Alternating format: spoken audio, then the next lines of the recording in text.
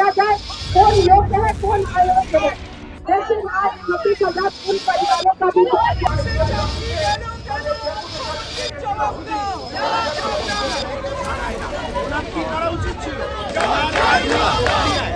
कोलकाता के college street square में आज गूंजा विरोध का स्वर। कांग्रेस पार्टी ने निकाली जबरदस्त रैली और लगाया राज्य सरकार पर गंभीर आरोप। टीचर ही लोग स्कूल में नहीं रहेंगे तो स्टूडेंट लोग क्या पढ़ाई करेंगे। तो ये बहुत ही ज्यादा, और एजुकेशन ऐसा एक चीज है कि अगर तालीम आपके पेट में नहीं रहे तो आप कोई स्टेट को, कोई कंट्री को आगे नहीं बढ़ा सके। और यहाँ एजुकेशन के ऊपर बहुत बड़ा धक्का लगा है, एजुकेशन के ऊपर बहुत बड़ा एक झटका लगा है। देखिए, जैसा पुलिस ने टॉर्चर किया, जो लोग का नौकरी चला गया, जो सब शिक्षक का नौकरी चला गया, वो लोग प्रोटेस्ट कर रहा था, प्रोटेस्ट प्रोग्राम हो रहा था, तो पुलिस फोर्स का रवैया वो लोग के साथ बहुत दुखजनक था। लात मारा, थप्पड़ मारा, ये पुलिस एडमिनिस्ट्रेशन का काम नहीं है। 30,700 लोग बेरोजगार हो गए, उनके बाल बच्चे कैसे दाल रोटी, उनका प्रवस्ती कौन करेगा। ये दुर्नीति सरकार ममता दीदी बोलती है कि हम गरीबों का मसीहा हैं। अब क्या गरीबों का मसीहा, जिसका नौकरी हो जाता है बंगाल गवर्नमेंट के अंडरटेकिंग में, उनका नौकरी फिर खत्म हो जाता है, वो परिवार कहाँ जाएगा, कैसे खाएगा, उनका बाल बच्चा कैसे पढ़ाई लिखाई होगा, कैसे प्रवस्ती होगा। ये तो सारे परिवार लोग रोड पे आ गए। एसएससी घोटाले और हजारों शिक्षकों की नौकरी रद्द किए जाने के खिलाफ कांग्रेस नेताओं और कार्यकर्ताओं ने किया बड़ा प्रदर्शन। नारे लगे हाय हाय ममता और जलाया गया ममता बनर्जी का पुतला। कांग्रेस नेताओं का आरोप है कि पहले शिक्षकों से उनकी नौकरियां छीनी गई और अब जब वो अपने हक की आवाज उठा रहे हैं तो उनके साथ हो रही है बर्बरता। बता दें, बीते दिन शांति पूर्वक तरीके से प्रदर्शन कर रहे शिक्षकों पर पुलिस की लाठियां बरसी। कांग्रेस ने इसे लोकतंत्र का गला घोटना बताया। कहा, भारत जैसे लोकतांत्रिक देश में विरोध करना हर नागरिक का अधिकार है, लेकिन राज्य सरकार इस अधिकार को भी कुचल रही है। कांग्रेस ने साफ कह दिया, जब तक पीड़ितों को न्याय नहीं मिलेगा उनका संघर्ष जारी रहेगा। अब देखने वाली बात यह होगी, क्या ममता सरकार इस विरोध की आवाज सुनेंगी या लोकतंत्र की दीवारों पर लाठियों की गूंज जारी रहेगी। Bureau report, super news 24। Rabindranath ঠাকুরের বাংলা। এখন আমরা যা দেখছি আরজি করের পরে বারবার কিছু না কিছু এত নোংরা জিনিস হচ্ছে পশ্চিমবাংলায়, পুরো নামটা খারাপ হয়ে যাচ্ছে। আমাদের পুরো যে পশ্চিমবাংলার যে এডুকেশন, একটা কালচার, যে জায়গাটা আমরা জানতাম, পুরো জিনিসটা খারাপ হয়ে যাচ্ছে। আর এই 26,000 যে এসএসসি চাকরি যারা হারালেন, একটা কথা বলি, এনারা কোনো পার্টি থেকে না, কোনো পলিটিক্যাল পার্টি থেকে নেই। এনারা পিওরলি টিচার্স, কোনো স্কুলের, কোনো বাংলা মিডিয়াম, কোনো ইংলিশ মিডিয়াম, ওনাদের যে স্যালারি শেষ হয়ে গেল, ওনাদের যা একটা, আমি দেখছিলাম নিউজে, আরো 3-4 জনের সাথে কথাও বললাম, ওনাদের অনেকগুলো ইএমআই ছিল, অনেকগুলো ব্যাংক লোন ছিল, সব শেষ হয়ে গেছে। আর এই দোষ আমি আমাদের এই রাজ্যের মুখ্যমন্ত্রীকে দেব, কেন উনি যখন ওনার আমলে এই চাকরিটা হলো, ওনার আমলে এই চাকরিটা চলে গেল।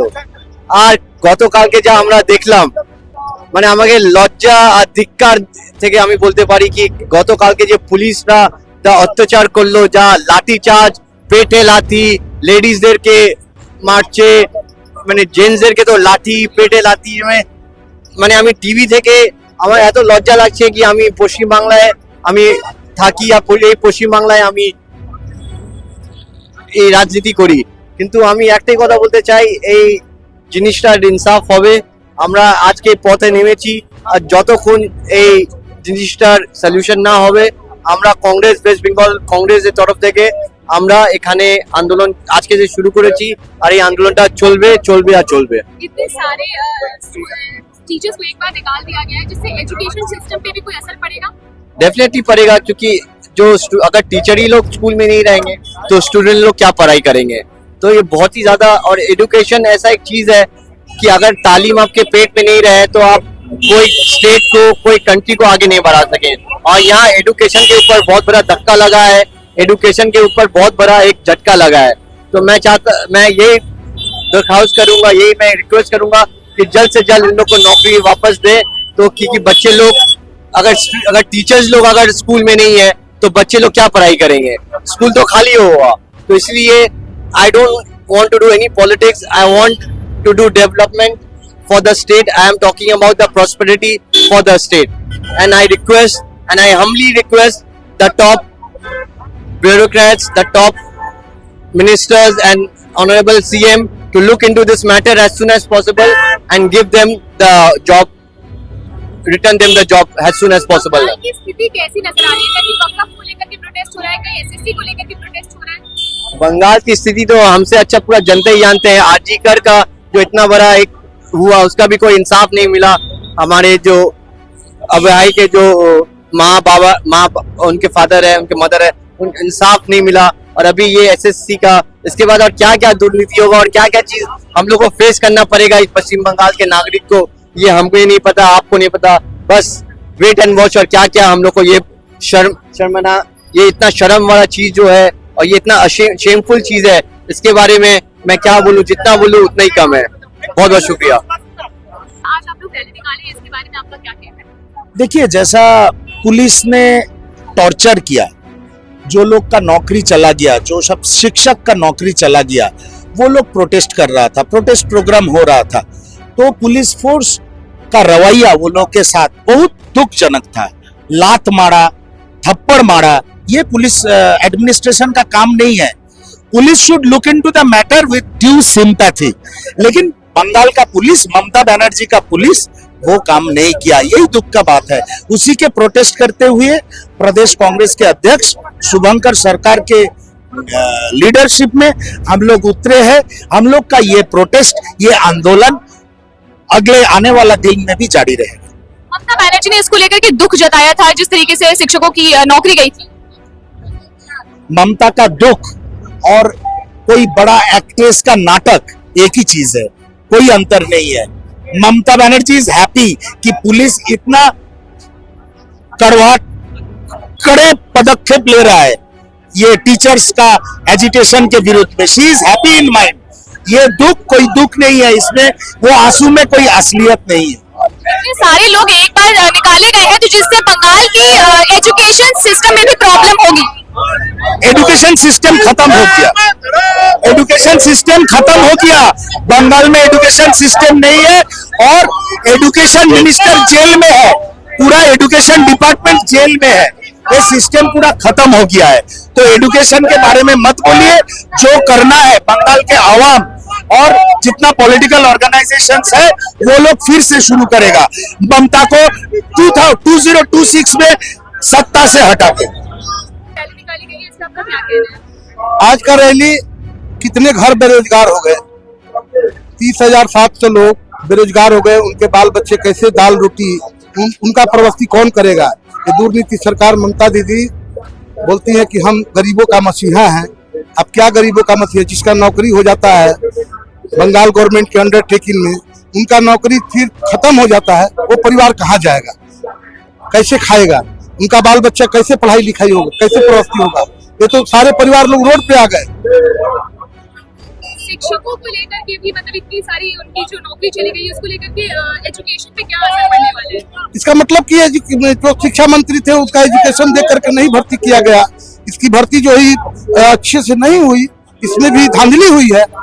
इसके कारण इनको कोर्ट से जवाब मिला है। कल पुलिस द्वारा शिक्षकों के साथ काफी खराब बिहेव किया गया। हाँ, दीदी का तो गुंडागर्दी है।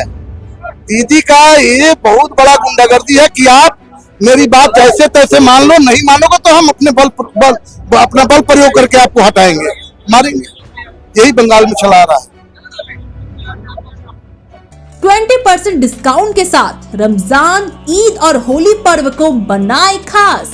इबादत के साथ अपनाए रॉयल अंदाज, सिर्फ और सिर्फ सोहराज के साथ, क्योंकि सोहराज आपके लिए लेकर आया है धमाकेदार ऑफर।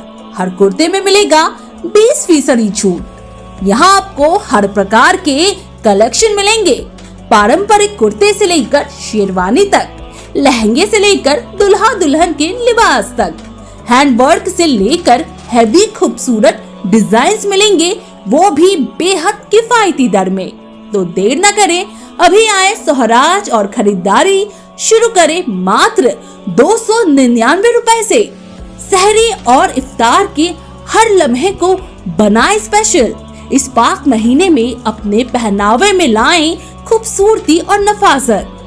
पता है 56 तौबसिया रोड, कोलकाता, जिन्नाती मस्जिद के पास, जोरा मजार के आगे दाईं तरफ।